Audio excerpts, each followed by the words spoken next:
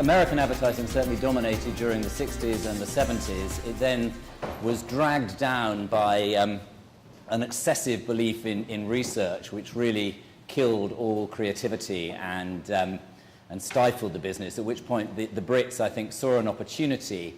And there was a wonderful period in the late 70s, mid to late 70s, when small local advertising agencies like Collett Dickinson Pierce or Bose Massimi Pollitt tapped into British culture, British comedy and British drama, and produced wonderful and memorable advertising like the work for Cadbury Smash or the Heineken campaign or the Benson and Hedges campaigns, which I think at least some of you will remember.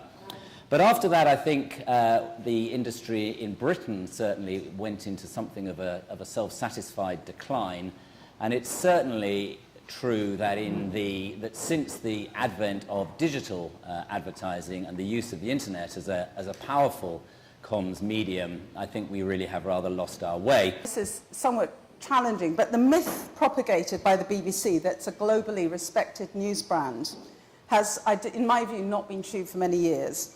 True, the BBC World Service is a shining, slightly anachronistic beacon in the parts of the globe where there used to be a British Empire.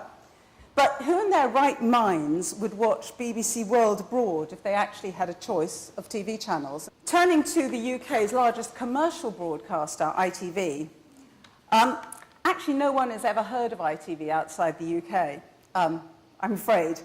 I mean, arguably, even within the UK, ITV, while it's the home of some fantastic entertainment programmes and brands, such as Coronation Street, Britain's Got Talent, The X Factor, the question really, to my mind, is does ITV have a very big brand power over and above these incredibly strong programme brands? I remember running a wee research project, a lot weer than anything Peter York might have run.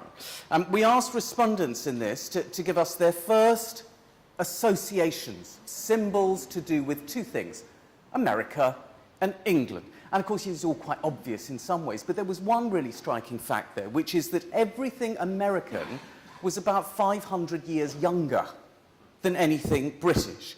So, you know, we had the venerable Big Ben and Bonnie Prince Charlie and Claridge's and cricket and nightingales singing in Berkeley Square, if not JWT anymore, and the BBC World Service, bless. See, the problem with bless and anachronisms, and I would agree that there is a sense in which the World Service can sometimes be seen as anachronistic.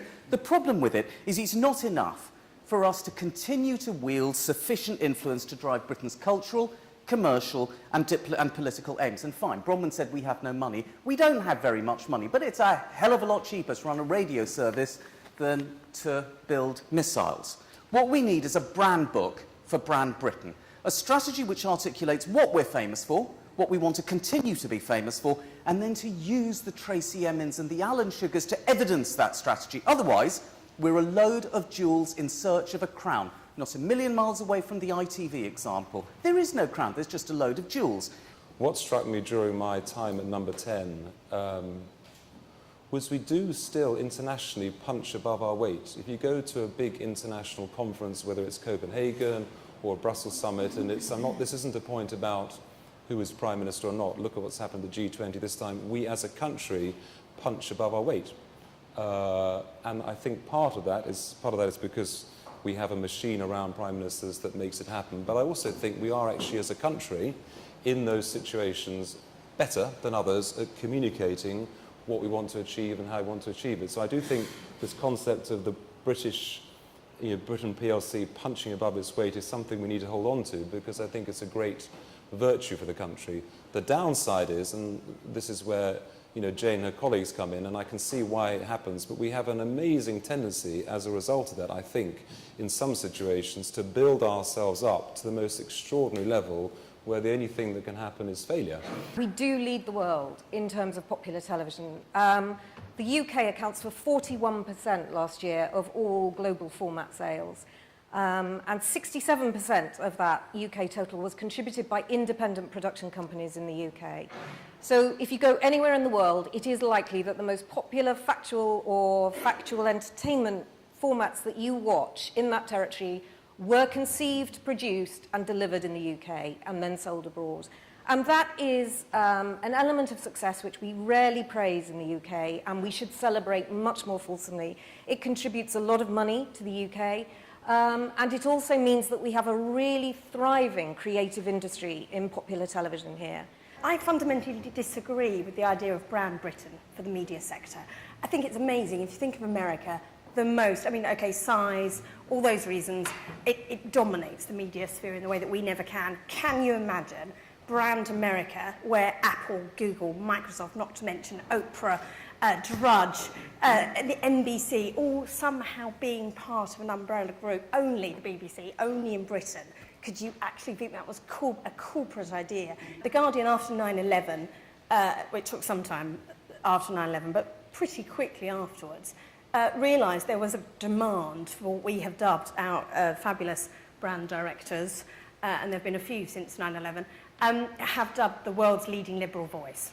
So in America, there was a demand when the entire country turned national security crazy for a news organisation that would be in Afghanistan or Iraq, that would talk about the problems of Guantanamo Bay, that would talk about all these things that weren't being dealt with at home. With the economy the way it's been the last couple of years, but I think also the way it's going to be the next few years, this is a really important topic, how we actually do well internationally, how we thrive, how we make money. And I don't get the sense from the government that it's such a great focus of attention, and that's a shame. I think it's a measure of how tremendously posh this room is, that we've left out of account a whole raft of businesses, meaning yours, William, originally, that have communications in their name. Now, is this a category error? People who communicate and underwrite financially communication, in which we built very, very big positions. WPP, when I say WPP is number 2 or number 3, I get an immediate email from Martin Sorrell saying, no, we are top. That's a kind of, I mean, it's a position at risk. I absolutely accept that. But nonetheless, it's a very big position, and we haven't talked about that at all.